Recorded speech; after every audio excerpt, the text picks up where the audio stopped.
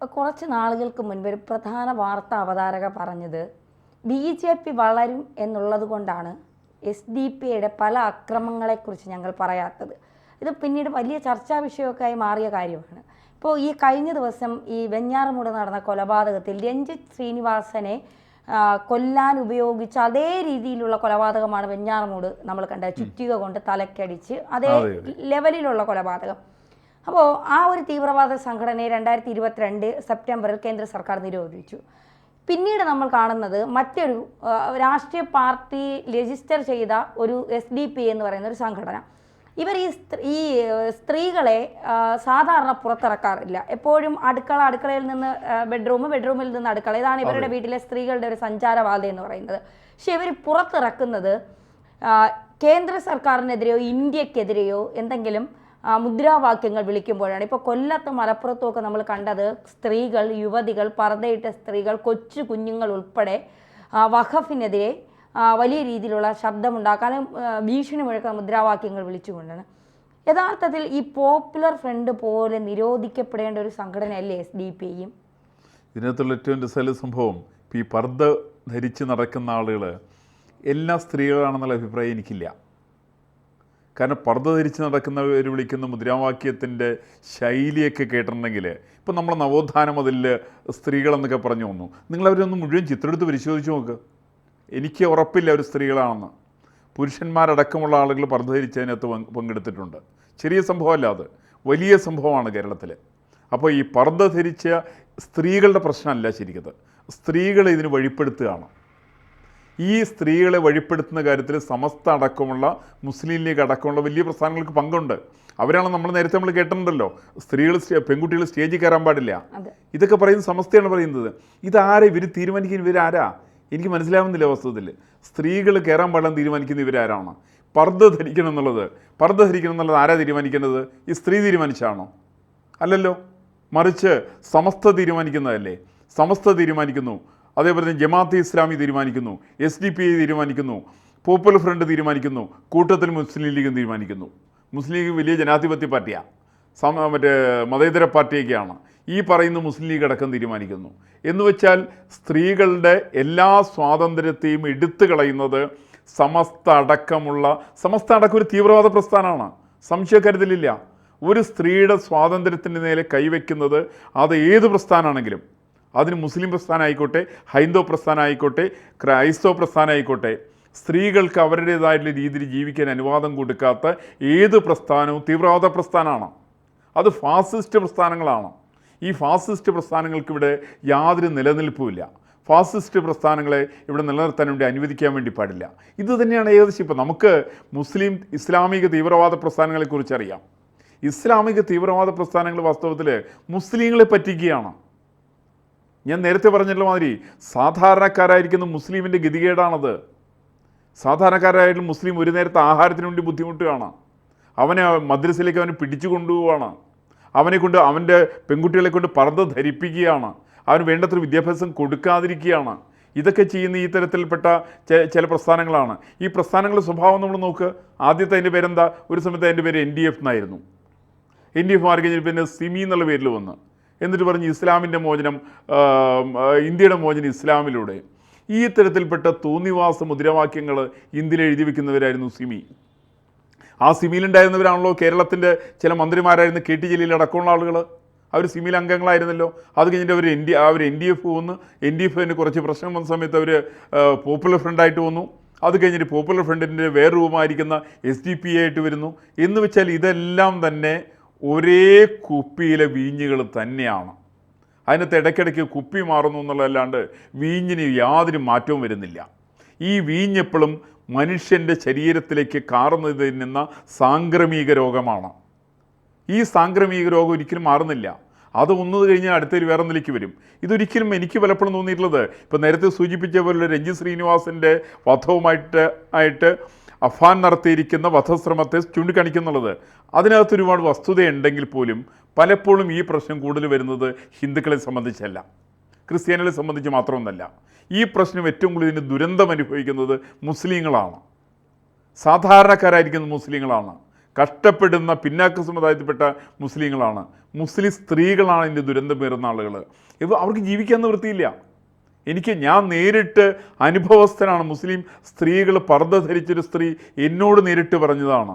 അവരുടെ വീട്ടിലേക്ക് കടന്നു വന്ന് സന്ധ്യ കഴിഞ്ഞ സമയത്ത് കടന്നു വന്ന് ചില ആളുകൾ നിർബന്ധിച്ച് അവരെ കൊണ്ട് പർദ്ദ ധരിപ്പിച്ച് ചരിത്രം അവരെന്നോട് ട്രെയിനിൽ വെച്ചിട്ട് ഞാൻ കോഴിക്കോട് യാത്രയിൽ എന്നോട് സംസാരിച്ചതാണത്.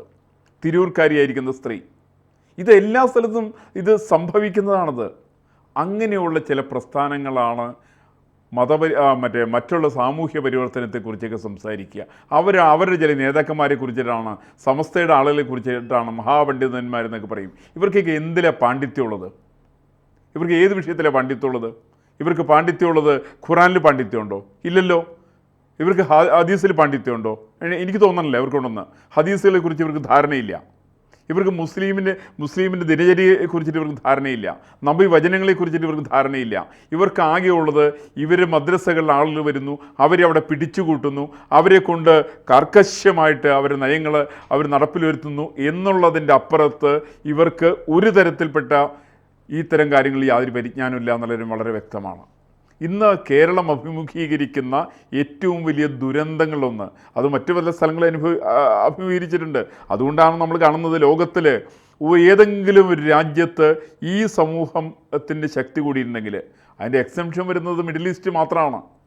സൗദിയിൽ വലിയ പ്രശ്നങ്ങൾ ഇപ്പം ഇല്ല, അല്ലെങ്കിൽ ദുബായിൽ വലിയ പ്രശ്നമില്ല, അബുദാബിയിൽ പ്രശ്നമില്ല, കുവൈറ്റിൽ പ്രശ്നങ്ങൾ കുറവാണ്, മസ്കറ്റിൽ പ്രശ്നങ്ങൾ കുറവാണ്, അജ്മാനിൽ പ്രശ്നങ്ങൾ കുറവാണ്.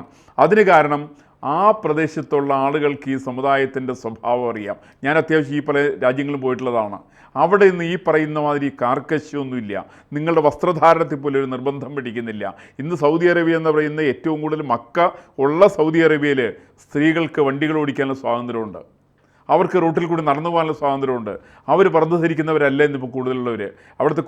അവിടുത്തെ ഇളയ രാജാവിൻ്റെ കുടുംബം പോലും ഇന്ന് പർദ്ദ ധരിക്കുന്ന ആളുകളല്ല. ദുബായിലുള്ള ഏറെ പേരും ഇന്ന് പാശ്ചാത്യ വസ്ത്രധാരണ രീതികൾ അവലംബിക്കുന്ന ആളുകളാണ്. അപ്പോൾ എന്ന് വെച്ചാൽ ലോകത്തിലെ എല്ലാ സ്ഥലങ്ങളും തള്ളിക്കളഞ്ഞൊരു സംവിധാനമാണിത്. കാരണം അക്രമത്തെ ലോകത്ത് ഒരു രാജ്യത്തിനും പൊറുപ്പിക്കാൻ വേണ്ടി സാധ്യമല്ല. അത് ജനജീവിതത്തെ സ്തംഭിപ്പിക്കുന്നതാണ്. നിർഭാഗ്യവശാലത് ഇന്ത്യയിലെ വിശിഷ്യ കേരളത്തിലെ ചില ആളുകൾക്ക് രാഷ്ട്രീയ ചില ആളുകൾ വോട്ട് ബാങ്കിൻ്റെ അടിസ്ഥാനത്തിൽ തിരിച്ചറിയുന്നില്ല എന്നുള്ളതാണ് ഞാൻ മനസ്സിലാക്കുന്ന ശരിക്കും പ്രശ്നം ശരിക്കത്താണ്. അപ്പോൾ ഈ SDP-യെ സംബന്ധിച്ചിടത്തോളം ഇവർ ഉയർത്തുന്നത് ഇസ്ലാമിക രാജ്യം വരണം എന്നുള്ളതാണ്. ഇപ്പോൾ അരിയും മലരും കുന്തിരിക്കും ഒരുക്കി വെച്ചോളൂ എന്നുള്ള ഭീഷണി മുഴക്കിക്കൊണ്ടാണ് ഇവർ ആദ്യ രംഗത്തെത്തുന്നത്. പിന്നീട് ഇവരുടെ ആത്യന്തികമായ ലക്ഷ്യം എന്ന് പറയുന്നത് അത് ഇവർ പച്ചയ്ക്ക് തന്നെ വിളിച്ച് പറയുന്നുണ്ട്.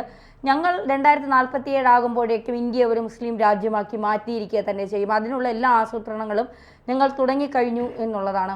അത്തരത്തിൽ ഇത്ര പച്ചയായി വിളിച്ചു പറഞ്ഞിട്ട് എന്തുകൊണ്ടായിരിക്കും കേന്ദ്ര സർക്കാർ ഇവരെ അല്ലെങ്കിൽ ഇത്തരത്തിൽ ഇവർക്കെതിരെ ഒരു അന്വേഷണം നടത്താനോ ഒന്നും തയ്യാറാകാത്തത്? അല്ല, അതിൻ്റെ സത്യത്തിന് ആവശ്യമില്ല. ഇവർ ചുമ്മാ ഭീരുക്കളാണ്. നമ്മളിപ്പോൾ ആദ്യം പലരും പറഞ്ഞല്ലോ അവിടെ അയോധ്യയിൽ രാമക്ഷേത്രം, ആ രാമക്ഷേത്രം നടത്താൻ ഞങ്ങൾ സമ്മതിക്കില്ല. ഇപ്പം എന്തുണ്ടായത്? രാമക്ഷേത്രം വന്നല്ലോ. അവിടെ വിവാദമായിരിക്കുന്ന തർക്കഭൂമിയിൽ ബാബർ എന്ന് പറയുന്ന ബാബറിൻ്റെ പാരമ്പര്യം അതാണ്. അയാൾ മംഗോളിയൻ വംശജനാണ്. ഈ മംഗോളിയത്തിലുള്ള തൈമൂർ വംശജനാണ് അയാൾ. തൈമൂർ വംശത്തിൻ്റെ പ്രത്യേകത എന്താ? ഇസ്ലാമികമാണോ? മുസ്ലിം രീതിയിലാണോ? മനുഷ്യൻ മരിച്ചിട്ടുണ്ടെങ്കിൽ മരിച്ച മനുഷ്യൻ്റെ തലയോട്ടിയിലും മദ്യം സേവിക്കുന്നവരാണ് തൈമൂർ വംശക്കാർ. ആ പാരമ്പര്യക്കാരനാണ് ഇയാൾ ബാബർ എന്ന് പറയുന്നാൽ അറേബ്യയുടെയും അതേപോലെ റഷ്യയുടെ അതിർത്തിയിൽ നിന്ന് വന്നിട്ടുള്ള ആളാണ്. അപ്പോൾ മുസ്ലിങ്ങൾക്ക് അംഗീകരിക്കാൻ സാധിക്കുമോ? മുസ്ലിങ്ങൾ മദ്യം കഴിക്കുമോ? തലയോട്ടിൽ മത്സ്യം കഴിക്കുമോ? മദ്യം കഴിക്കുമോ? ഏത് മുസ്ലിമാണ് തലയോട്ടിൽ മദ്യം കഴിക്കുക? മറിച്ച് ബാബർ കഴിക്കും. അങ്ങനെയുള്ള ബാബറാണ് ഇന്ത്യയിലേക്ക് കടന്നു വന്നിട്ട് ശ്രീരാമക്ഷേത്രം തച്ചു തീർത്തത്. അതുകൊണ്ട് സ്വാഭാവികമായിട്ട് ഇന്ത്യയിലെ ജനങ്ങൾ ആഗ്രഹിക്കുന്നത് ബാബറുടെ സ്മാരകമല്ല അവിടെ പ്രതീക്ഷിക്കുന്നത്. നിർഭയമായിട്ട് പറയാൻ സാധിക്കും അവിടെ ശ്രീരാമക്ഷേത്രമാണ്. അതുകൊണ്ട് അവിടെ ശ്രീരാമക്ഷേത്രം വന്നു. ഇവർ പറഞ്ഞു ഞങ്ങൾ സമ്മതിക്കില്ല എന്ന് പറഞ്ഞു, ബഹളം കൂട്ടി, കുറേ സ്ഥലത്ത് സമരം ചെയ്തു. അതേപോലെ തന്നെ വിദേശ പൗരത്വ ഭേദഗതി ബില്ലിൻ്റെ പ്രശ്ന സമയത്ത് കുറേ സ്ഥലത്ത് സമരം ചെയ്തു. ഇതൊന്നും ഒരു ചുക്കും സംഭവിക്കില്ലെന്നേ. ഇവർ നല്ല ഭയപ്പാടുള്ളവരാണ്. ഈ പറയുന്ന കൊച്ചുകുട്ടികളെ കൊണ്ടാണ് മുദ്രാവാക്യം വിളിപ്പിച്ചത്. കാരണം അവനെ തലയിൽ തോളിരുത്തിക്കൊണ്ട് ആ 12 വയസ്സിലെ കൊച്ചുകുട്ടിയെ കൊണ്ട് മുദ്രാവാക്യം വിളിപ്പിച്ച ആൾക്ക് വിളിക്കാൻ ധൈര്യമുണ്ടോ? ആ വിളിപ്പിച്ച ആൾ മുദ്രാവാക്യം വിളിക്കേണ്ട ധൈര്യം ഉണ്ടെങ്കിൽ ഇവർ 3-4 ശ്രേണികളായിട്ട് തിരിച്ചിട്ടുണ്ട്. അതിൽ നമ്മുടെ കുഞ്ഞാലിക്കുട്ടിയെ പോലെയുള്ള പാണക്കാട് തങ്ങളെപ്പോലെ ചില ആളുകൾ, ഏറ്റവും മിതമരമായിരിക്കുന്ന കാര്യങ്ങൾ സംസാരിക്കുന്ന ആളുകൾ, അതേപോലെ തന്നെ KN കുഞ്ഞുമാനെ പോലെയുള്ള സാംസ്കാരിക രംഗത്തെക്കുറിച്ച് സംസാരിക്കുന്ന ആളുകൾ, നമ്മുടെ അബ്ദുൽ ഗഫൂറിനെയൊക്കെ പോലെയുള്ള ചില ആളുകൾ. അത് കഴിഞ്ഞാൽ വേറെ ചില ആളുകളെ സംബന്ധിച്ച് പറഞ്ഞിട്ടുണ്ടെങ്കിൽ അവർ ഏറ്റവും കൂടുതൽ തീവ്രവാദപരമായിട്ട് സംസാരിക്കുമ്പോൾ കോയെ പോലുള്ള ആളുകൾ, NDFന്റെ ചെയർമാനായിരുന്ന കോയെ പോലുള്ള ആളുകൾ, അതേപോലെ തന്നെ ഇടയ്ക്കെന്തായാലും മറ്റേ മുക്കത്തെ മൗലവി ഒരാളുണ്ട്, അയാളെ പോലെയൊക്കെ തന്നെ സംസാരിക്കുന്ന ചില ആളുകളുണ്ട്. അങ്ങനെ സംസാരിക്കുന്ന ആളുകൾ, പിന്നെ ചില ആളുകൾ ഇതുപോയിട്ട് ഇംപ്ലിമെൻ്റ് ചെയ്യുന്ന ആളുകൾ. ആ ഇംപ്ലിമെൻ്റ് ചെയ്യുന്ന ആളുകളാണ് കഴുത്തിനകത്ത് കൊച്ചുകുട്ടി വെച്ചിട്ട് മുദ്രാവാക്യം വിളിപ്പിക്കുന്നത്. ഈ മുദ്രാവാക്യമൊക്കെ കേട്ടിട്ട് ഇവിടുത്തെ ഹിന്ദുക്കളും ക്രിസ്ത്യാനികളൊക്കെ ഭയപ്പെടും എന്നുള്ള ധാരണ ഇവർക്ക് വന്നിട്ടുണ്ടെങ്കിൽ ശുദ്ധ ഭോഷ്കാണത്. ഒരു കാരണവശാലും ഇത് അംഗീകരിക്കില്ല. കാരണം ഈ തരത്തിൽ തോന്നിവാസങ്ങൾ ഇവരുടെ ഭൂരിപക്ഷത്തിൻ്റെ അടിസ്ഥാനത്തിൽ, ശക്തിയുടെ അടിസ്ഥാനത്തിൽ ഇവർ സംസാരിച്ചാൽ ഇവരെ എങ്ങനെയാണ് നേരിടേണ്ടതെന്നുള്ളതും ഇന്ത്യയിലെ ജനങ്ങൾക്കറിയാം, കേരളത്തിലെ ജനങ്ങൾക്കറിയാം. അതുകൊണ്ട് ഈ മുദ്രാവാക്യം വിളിയൊക്കെ കേട്ട സമയത്ത് കേന്ദ്ര സർക്കാർ അതിന് ഒരു പുല്ല് വില പോലും കൊടുത്തിട്ടില്ല. ഇവർക്ക് ചെയ്യാൻ സാധിക്കുന്ന എന്താണ്? ജോസഫ് ഭാഷിനെ പോയിട്ട് കൈവെട്ടാൻ സാധിക്കും. എന്താ കാരണം? ക്രൈസ്തവ സഭയ്ക്ക് ശക്തിയില്ല, അത് ദുർബലമായിട്ടുള്ള വിഭാഗമാണ്, അതിൻ്റെ കൈവെട്ടാൻ സാധിക്കും. മറിച്ച് ചെയ്യുന്ന സമയത്താണ് രഞ്ജിത്ത് ശ്രീനിവാസിൻ്റെ നേർക്ക് ആക്രമണം നടക്കുന്ന സമയത്ത്, പാലക്കാട് ശ്രീനിവാസിൻ്റെ നേർക്ക് ആക്രമണം നടക്കുന്ന സമയത്ത് ഈ പ്രസ്ഥാനം തന്നെ ഇല്ലാണ്ടായില്ലേ കേരളത്തിൽ? പോപ്പുലർ ഫ്രണ്ട് ഇന്ന് ഇല്ലാണ്ടായി. ഇന്നിപ്പോൾ അതിൻ്റെ പൊടി പോലും കണ്ടിട്ടാൻ വേണ്ടി സാധ്യമല്ല. അതിന് നേതാക്കന്മാരൊക്കെ ഇവിടെ നിന്ന് അവിടെ തിഹാർ ജയിലിൽ നിന്ന് ഗോതമ്പുണ്ട കഴിച്ചുകൊണ്ടിരിക്കുക. ഇനി ജീവിതാവസാനം വരെ പുറത്തു പോകുന്ന യാതൊരു നിശ്ചയമില്ല. അങ്ങനെയുള്ളത് അവർക്ക് തിരിച്ചറിയാം. അതുകൊണ്ട് അവർ അതും ഇതൊക്കെ പറയും. ആ പറയുന്നതിനകത്തൊന്നും ഇന്ത്യയുടെ സാംസ്കാരിക രംഗത്ത്, രാഷ്ട്രീയ രംഗത്ത്, ഭരണരംഗത്ത് ഒരു ചലനവും സൃഷ്ടിക്കില്ല. അതുകൊണ്ട് ഇത്തരം പ്രസ്ഥാനങ്ങൾ സ്വാഭാവികമായ രീതിയിൽ ഇന്ത്യയിൽ നിന്ന് തുടച്ചു നീക്കപ്പെടുക തന്നെ ചെയ്യും. തീർച്ചയായും.